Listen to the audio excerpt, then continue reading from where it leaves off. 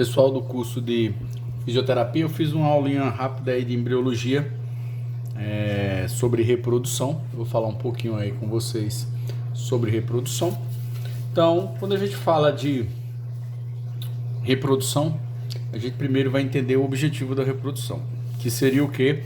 Manter, na verdade, a espécie. É a manutenção da espécie, o mecanismo de reprodução. Então eu posso ter reprodução assexuada e sexuada. Aí muita gente confunde e pensa que sexuada tem que ter relação sexual e assexuada não tem que ter relação sexual. Não tem nada a ver o termo sexuada e assexuada com relação a ter ou não sexo. O que envolve aqui é gameta. Então na assexuada você não tem aí união de gametas, então você praticamente não tem troca de material genético. Já assexuada você tem a troca de material genético. E quando a gente fala de assexuada, a gente tem algumas características, por exemplo, os descendentes iguais. Isso é uma característica da reprodução assexuada. Então essa reprodução ela é muito mais rápida, muito comum em bactérias e protozoários, e a gente tem uma população homogênea. Qual é o probleminha disso? Baixa variabilidade. Será que vai estar mais adaptado ao ambiente, essa baixa variabilidade? Então, por que o DNA é igual? Porque você tem uma célula e ela se transforma em duas células aí, ó, idênticas. Então, o próprio material genético. E os tipos de reprodução assexuada, a gente tem a cisciparidade, a esporulação, gemiparidade, o brotamento, estrobilização, regeneração e a propagação vegetativa. No nosso caso, isso, a parte assexuada, a gente não trabalha, porque a gente vai trabalhar a questão humana. Então, já a assexuada, aí a gente já tem aqui algumas características que são importantes, né? Na sexuada, a gente tem um indivíduo formado pela união de gameta, no caso o óvulo e o espermatozoide. Então, eu vou ter aí na fecundação a troca de material genético, e isso é importante porque aumenta a variabilidade genética. Isso eu vou ter um indivíduo muito melhor geneticamente falando.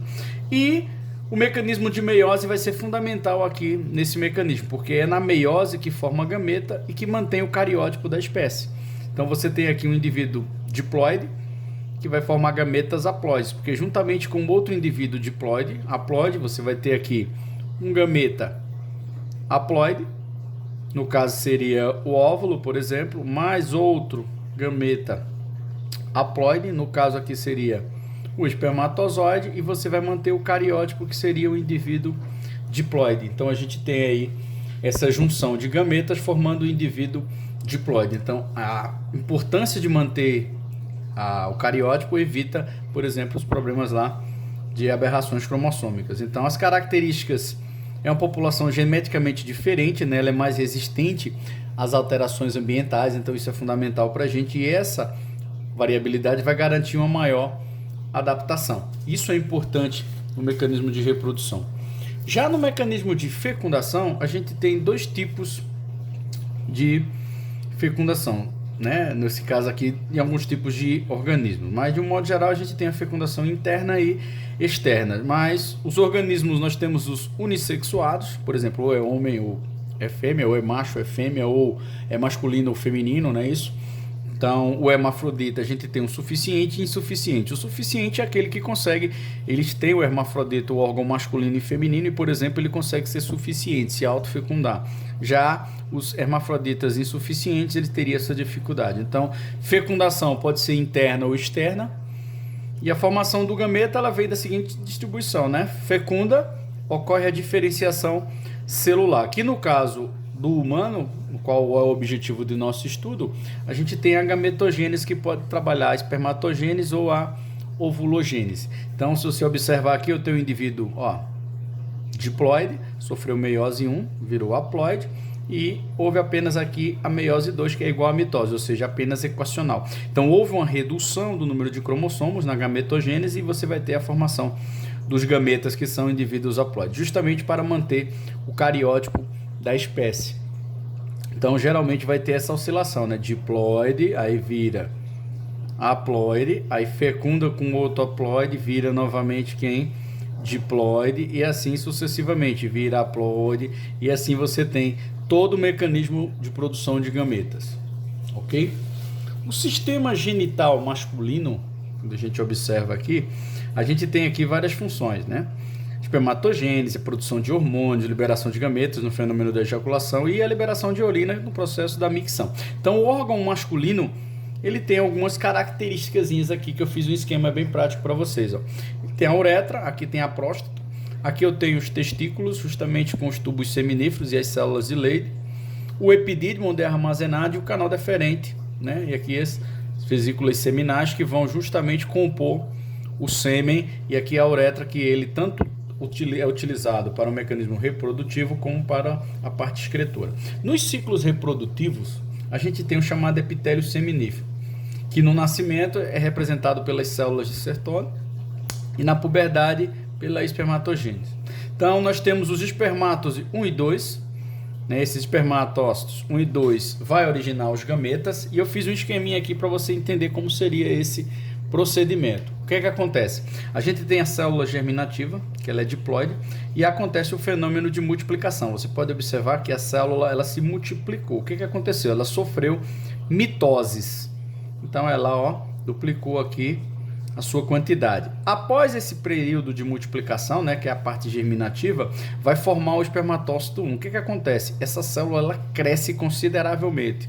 Consequentemente, ela vai modificar, ou seja, melhorar todo o seu componente genético aqui, bem como multiplicar, né, ter mais proteínas, águas, carboidratos, lipídio, tudo que da bioquímica vai ser necessário para esse crescimento, para que sofra, ó, tinha diploide, virou haploide, sofreu uma meiose. O que acontece? O espermatócito 1 se transformou em espermatócito 2. Aí aqui vai ocorrer o processo da maturação. O que seria maturação?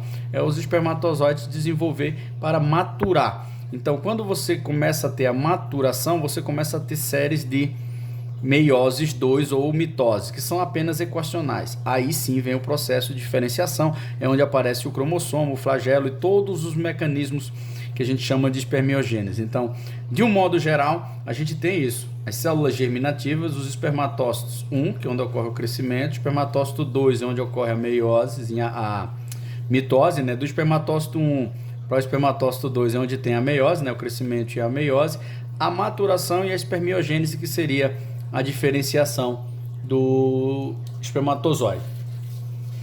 No sistema genital feminino, aí a gente tem aqui as funções, né? Produção dos óvulos, lógico, fecundação e o desenvolvimento do embrião. A mulher ela tem um componente enzimático muito superior ao homem, porque é ela que vai desenvolver o embrião. Então os órgãos são ovários, tubas, útero, a vagina, né? E a parte externa, que é a vulva. O ovário, eles são impares, né? São responsáveis pelos caracteres sexuais secundários, quer dizer, as características da mulher, né? Desenvolvimento do seio, aquela estrutura toda, o biotipo da mulher, formação dos gametas, aí onde vai ter também, ó, a fecundação, a implantação e o desenvolvimento do embrião. E o ciclo, tranquilo, ovogônia, ovócito 1, ovócito 2 e o óvulo, que a gente vai fazer um esqueminha também para vocês entenderem esse procedimento. É muito semelhante lá na gametogênese, só muda alguns mecanismos básicos. Então o ovário, ele se desenvolve, né, nos 2 meses de vida. A ovogônia, por exemplo, para se transformar em ovócito 1, são 2 milhões de células, de 400 a 60 mil folículos. Na puberdade, o ovócito 2 já caiu para 10 mil folículos, e vários folículos vão iniciar o ciclo. Somente um realiza a ovulação. A gente vai ver esse mecanismo como é bem interessante aí para a mulher. Outra coisa que a gente fala é o detalhe desse mecanismozinho aí da ovulogênese. Então, o que acontece? Vamos ter as células germinativas, ó, diploides, vai se transformar na ovogônia. Essa ovogônia sofre o processo de quê? De mitose. Você pode observar que ele é chamado de multiplicação porque as células estão apenas multiplicando. Aí você vai ter o crescimento sem divisão celular, que a gente chama isso aqui na fisiologia de dormência. Então, o ovócito 1, ó, ele é diploide, ele vai sofrer meiose 1 para se transformar em ovócito 2 e também corpúsculo polar. Então, ó, isso daqui se dividiu em 2, consequentemente, o período de maturação, o óvulo ele vai ser maturado, consequentemente ele aqui tem uma divisão, ó, e gera mais um corpúsculo polar. Então, na verdade, vão formar, ó, um óvulo e 3 corpúsculos, o quê?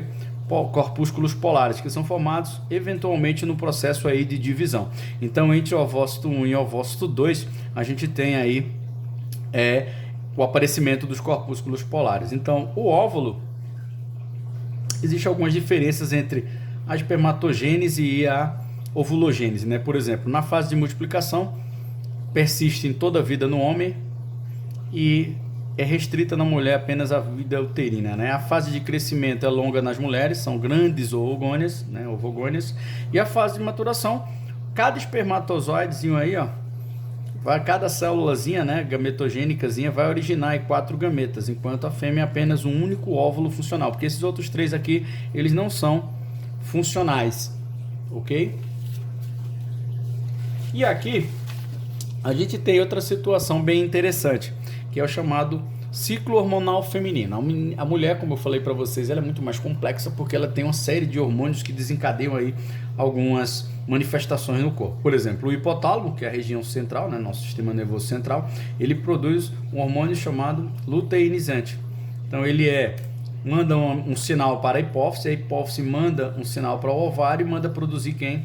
Progesterona. Então o LH vai induzir o ovário a produzir progesterona, que vai preparar quem? O útero, porque o objetivo aqui é fazer um preparo para receber toda a parte embrionária. O FSH, que é o folículo estimulante, ele vai mandar essa mensagem, né? O hipotálamo manda o FSH estimular a hipófise, que estimula o ovário, que consequentemente manda produzir ou manda liberar estrógeno, que vai induzir o hormônio mitótico, ou seja, vai preparar aí o mecanismo de ovulação. E aqui eu fiz um gráficozinho que às vezes o aluno tem dificuldade de entender, mas ele vê isso, ó.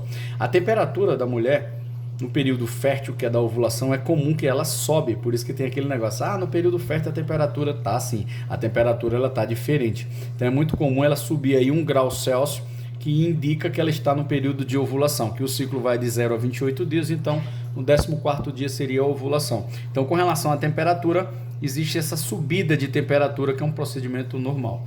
O hormônio pituitário, né, do hipotálamo lá, você está aqui, eu fiz um gráficozinho do hormônio mostrando que no 14º dia o que acontece? Existe uma maior produção de quem?